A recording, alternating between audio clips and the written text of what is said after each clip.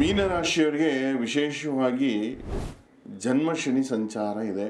ಹಾಗೆ 4ನೇ ಮನೆ ಸುಖ ಸ್ಥಾನದಲ್ಲಿ ಗುರು ಸಂಚಾರ ಇದೆ. ಹಾಗೆ ದಶಮ ಸ್ಥಾನದಲ್ಲಿ ಕುಜ ಶುಕ್ರ ಸೂರ್ಯ ಬುಧ 4 ಗ್ರಹಗಳು ಸಹ ಸಂಚಾರ ಮಾಡ್ತಾ ಇದೆ. ಅಂದರೆ ಆ 4 ಕರ್ಮಸ್ಥಾನ ಅಂದರೆ ಶನಿ ಮೀನರಾಶಿಯಿಂದ 10ನೇ ಮನೆಯಲ್ಲಿ ಈ 4 ಗ್ರಹಗಳಿದ್ದರೆ ಭೂಮಿ ಲಾಭ ಆಗುವಂಥದ್ದು, ಮನೆ ಗೃಹ ಪ್ರವೇಶ ಮಾಡುವಂಥದ್ದು, ಒಳ್ಳೆ ಮಿತ್ರರ ಪರಿಚಯ ಆಗುವಂಥದ್ದು, ಅಥವಾ ಪೂರ್ವಾರ್ಜಿತ ಆಸ್ತಿ ಯಾವುದೋ ಒಂದು ತಾತ ಮಾಡಿದ್ದ ಆಸ್ತಿನೋ ತಂದೆ ಮಾಡಿಟ್ಟಿರೋ ಆಸ್ತಿನೋ ಅದು ಪ್ರಾಪ್ತಿಯಾಗುವಂಥದ್ದು. ಹಾಗಾಗಿ ಸ್ವಲ್ಪ ಏನಂದರೆ ಎಲ್ಲ ವಿಚಾರದಲ್ಲಿ ದುಡುಕಬೇಡಿ. ಸ್ನೇಹಿತರು ನಿಮಗೆ ಒಳ್ಳೆಯವರಾಗಿ ಇರ್ತಾರೆ, ಆದರೆ ಆ ಸ್ನೇಹಿತರಿಂದ ಮೋಸ ಹೋಗುವಂಥ ಸಾಧ್ಯತೆ ಇರುತ್ತೆ.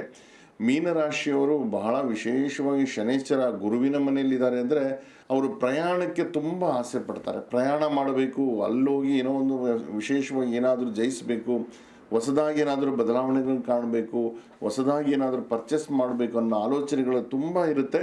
ಅದನ್ನು ಮೋಸ ಹೋಗುವಂಥ ಸಾಧ್ಯತೆಯೂ ಇರುತ್ತೆ. ಸ್ವಲ್ಪ ಎಚ್ಚರಿಕೆ ತಗೊಳ್ತಕ್ಕಂಥದ್ದು. ಶನೈಶ್ಚರ ಆವಿಷ್ಯಂ ಜೀವನೋಪಾಯ ಮರಣಂಚ ಶನೈಶ್ಚರ, ಮರಣ ಕೊಡುವಂತಹ ಶನೈಶ್ಚರ ಜನ್ಮದಲ್ಲಿ ಸಂಚಾರ ಮಾಡಿದ್ರೆ ಏನೋ ಆರೋಗ್ಯದಲ್ಲಿ ಭಯ, ಏನಾಗ್ಬಿಡುತ್ತೋ ಏನೋ, ನನಗೆ ನನ್ನ ಆರೋಗ್ಯದಲ್ಲಿ ಏನಾದರೂ ಪ್ರಾಬ್ಲಮ್ ಇದೆಯಾ ಅಂಥೇಳಿ ತುಂಬಾ ಇವರು ಆಸ್ಪತ್ರೆಗೆ ಹೋಗಿ ಸುಮ್ಮನೆ ಆದರೂ ಟೆಸ್ಟ್ ಮಾಡಿಸೋದು, ಬ್ಲಡ್ ಟೆಸ್ಟ್ ಮಾಡಿಸುವಂಥದ್ದು, ಅದರಲ್ಲಿ ಕೊಲೆಸ್ಟ್ರಾಲ್ ಟೆಸ್ಟು ಅಥವಾ ಹೆಲ್ತ್ ಚೆಕಪ್ ಮಾಡಿಸ್ಕೊಳ್ಳುವಂಥ ಪ್ರಯತ್ನಗಳು ಮಾಡ್ತಾರೆ. ಬಟ್ ಆರೋಗ್ಯದ ಬಗ್ಗೆ ಎಚ್ಚರಿಕೆ ಇರಿ. ಆರೋಗ್ಯದಲ್ಲಿ ಏನು ಅಂಥ ಒಂದು ಟೆನ್ಷನ್ ತೊಗೊಳ್ಳುವಂಥದ್ದಿಲ್ಲ. ವಿನಾಕಾರಣ ಟೆನ್ಷನ್ ಮೀನರಾಶಿಯವರು ಈ ಒಂದು 6 ತಿಂಗಳು ತೊಗೊತಾರೆ.